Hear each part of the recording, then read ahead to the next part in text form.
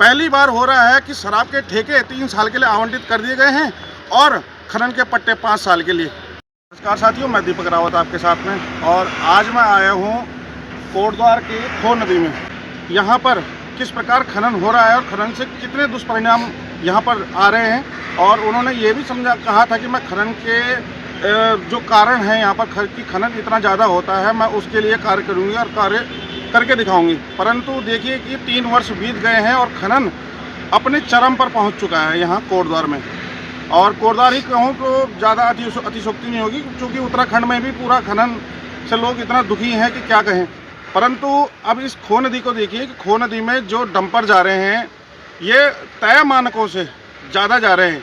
मैं कैमरामैन से कहूँगा दिखाएंगे आपको, ये जो मानक हैं इनके, ये मानक हैं 14 टन 15 टन में, और यहाँ पर इस हिसाब से लदा हुआ है। आप देखकर अंदाज़ा लगाइए कि क्या ये 14 टन 15 टन माल है।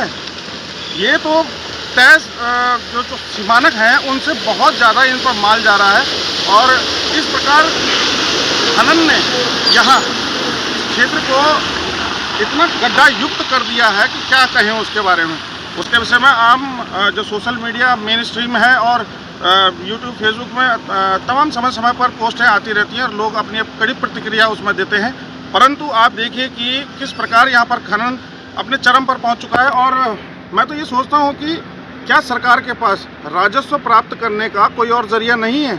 राजस्व प्राप्त देखिए, शासन प्रशासन ने जो SDM हैं, DM हैं, विधायक हैं, मेयर हैं, और यहाँ पर जो पटवारी हैं, तहसीलदार हैं, इतने सारे अधिकारी लोग यहाँ हैं, परंतु क्या उन्होंने अपनी आंखों में पट्टी बांधी हुई है जो इन्हें खनन इतना होता हुआ दिखता नहीं है।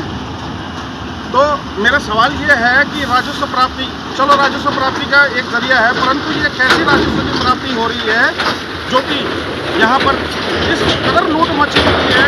अगर वो 3 पहिए वाला 2 व्हीलर का हेलमेट चेक करने का टाइम है, छोटे हाथी का चालान काटने का टाइम है, अगर छोटा हाथी से या किसी गाड़ी से ओवरलोडिंग का चालान काटना है, अगर छोटे हाथी की बॉडी से 1 फीट बाहर अगर कोई माल निकलता है तो उसका चालान काटने का समय है, परंतु इनका चालान कौन काटेगा जो ये तय मानकों से ज़्यादा माल यहाँ पर नदियों का चीर हरण कर रहे हैं। तो कहाँ हैं वो वादे, कहाँ हैं वो इरादे जो कि उस समय आकर जनप्रतिनिधि हमारे दिखाते हैं, परंतु यहाँ पर धरातल में कुछ और ही नज़र आता है। धरातल में आप देखिए कि किस प्रकार अब यहाँ पर नदियों का चीरहरण हो रखा है, और जनता इतनी दुखी है कि समय समय पर आवाज़ उठाती रहती है, परंतु उस पर भी कार्रवाई नहीं होती है। तो क्यों ऐसा लचर हमारा ये कानून व्यवस्था है, ये न्याय प्रणाली है, किस प्रकार। और ऊपर से आप एक चीज़ और देखिए कि 5 साल के लिए ये खनन के पट्टे आवंटित कर दिए गए हैं। पहली बार हो रहा है कि शराब के ठेके 3 साल के लिए आवंटित कर दिए गए हैं और खनन के पट्टे 5 साल के लिए। तो मेरा आप लोगों से ये जानना रहेगा कि क्या होना चाहिए और क्या कार्रवाई होनी चाहिए, और अगर कार्रवाई करेगा तो कौन करेगा। मैं जानना चाहूँगा आम पब्लिक से भी कि वो कमेंट के माध्यम से मुझे बता सकते हैं आप लोग कि आपकी राय क्या है इस विषय पर।